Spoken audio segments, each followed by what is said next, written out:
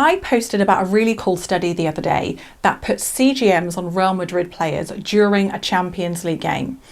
And the CGMs suggested that the glucose in these players was exceeding 140 milligram per decilitre for 2 hours or more. And in many of the players was getting close to 200. And I suggested this data is really reassuring because it shows us in some of the fittest people around, elevation of glucose seems to occur during really intense exercise. But a couple of people have said, well, surely it's just the diet because they were drinking sugary drinks for the whole game.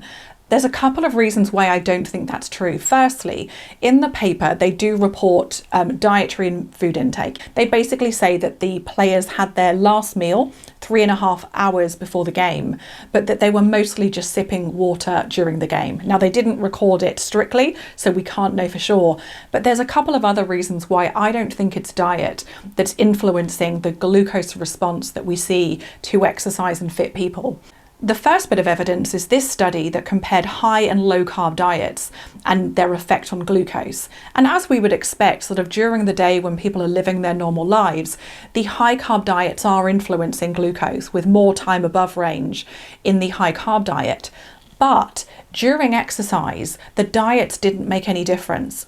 There was elevation of glucose during the exercise in both the high and the low carb diets. And the other reason I think we can be reassured this is something that specifically happens in really fit people is this study that compared sedentary controls to endurance athletes, and they found a marked elevation in glucose during high intensity activity in the endurance athletes, but they didn't see the same thing in controls.